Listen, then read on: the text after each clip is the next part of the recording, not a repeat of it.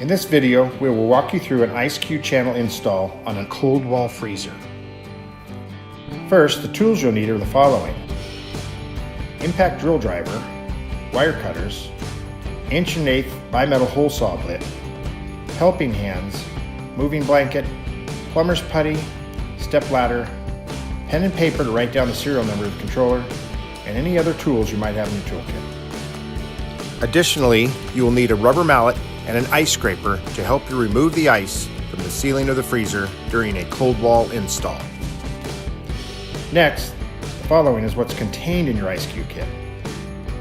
The IceQ kit includes one channel sized appropriately to fit your particular freezer model and 2 pairs of flat sheet metal cold wall brackets that slide together.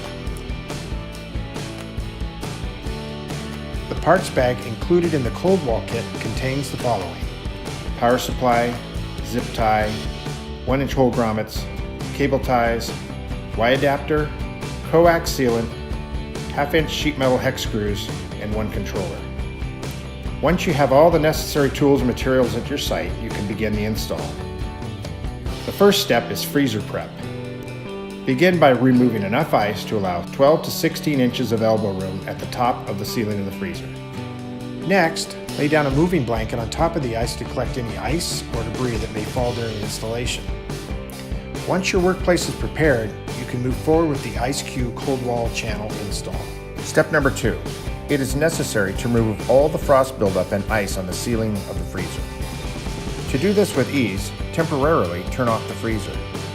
After about 3 to 5 minutes, you should be able to use a rubber mallet and an ice scraper to knock the ice off from the ceiling.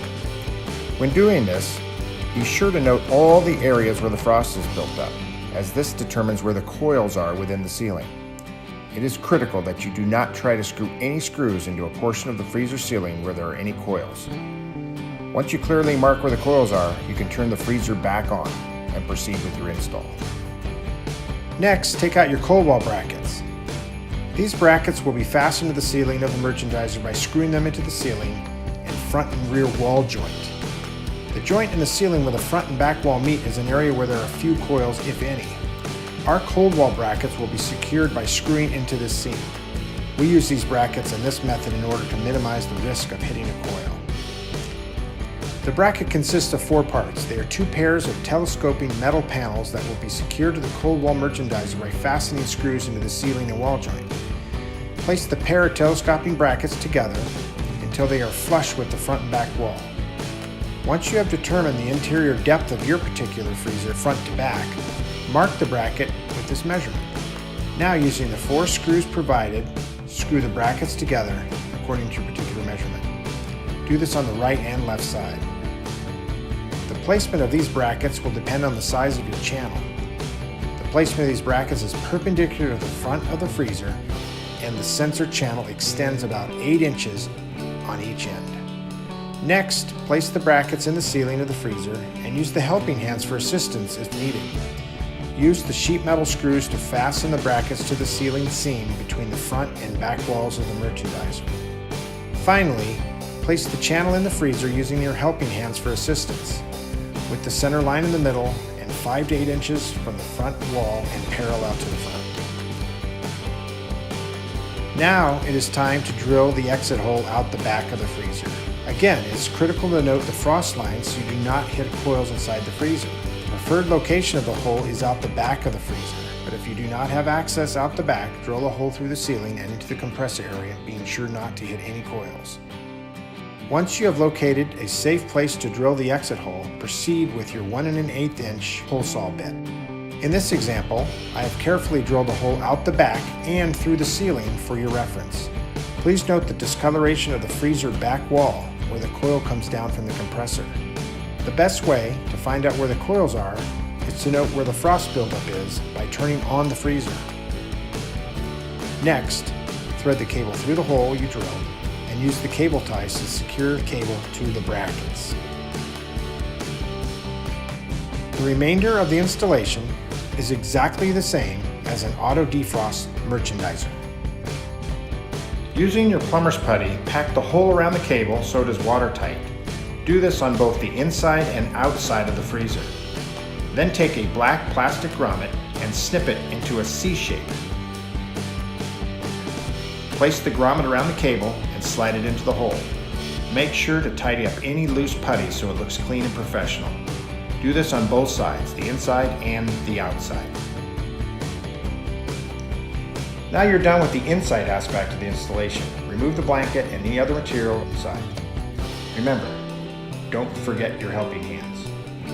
Now using your step ladder, gain access to the top of the freezer. Take the screws off the cowling that covers the compressor on top of the freezer and remove the cowling. Next, take the Y adapter supplied in your install kit and find the hot black and white wire, which is part of the merchandiser's wiring harness. It is the one with the black and white two-prong lead. This wire should supply power to the light if there's one. If there is no light, this lead oftentimes has black electrical tape on it. Attach the Y adapter to that connection, black to black, white to white. Tapping into this wire and most wiring harness will give you AC power whenever the freezer is running. Now, take the cable from the back of the freezer, coil up the excess wire, place a zip tie around it and carefully zip tie it to a suction line on the compressor, being sure not to attach it to any high temperature or moving parts.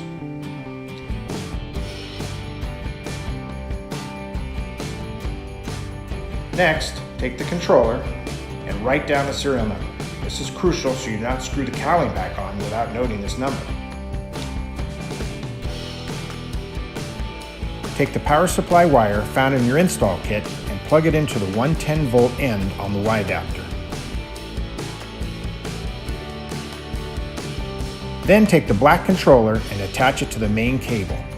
Carefully insert the 10-pin connector with a quarter turn to the right.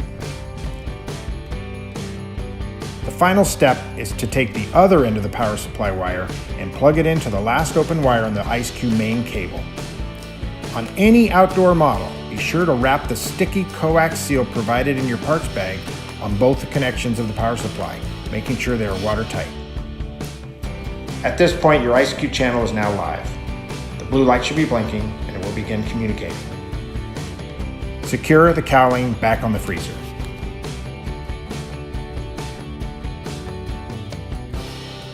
You are now ready to assign the device to your location using your smartphone or tablet. Open up your mobile phone browser and type in IceQ.cool. If you've never logged in before, you will see a page that looks like this. Go ahead and put in your email and password and hit login. What we want to do is find the location that we just added that freezer to. That location we can find by hitting the hamburger icon up in the upper right hand corner. Go ahead and find the hourglass to get your search screen, and in this case we set up a test location. You could type in the account number, address, any part of the location. I'm going to just put in the word test, and here we can see the location, but it has no freezer. So let's go ahead and assign a freezer by clicking the plus sign. We're going to go and put in a Model 60 upright. The product ratio is going to be 50-50. On the left, we're going to sell 7s. On the right, we're going to sell 20s. The condition of this freezer is good, and it is by the register. Hit save. Then hit the X to go back. Here's our Model 60 freezer, but we need to assign IceQ. Easily enough, just click the green button, and I hope you remember to write down that number. If not, grab your ladder, take the cowling off, and find the IceQ serial number. Go ahead and type it in. It's a smart search, so as you type, it finds the numbers. Go ahead, select the device, hit save, and now I've assigned this device. The next thing you'll need to do is click the refresh to have the unit give you the measurements that you just recorded. Anytime you power cycle the unit, you will get new readings. So make sure to validate sensors 1 through 3 in this case, and make sure the temperature is good.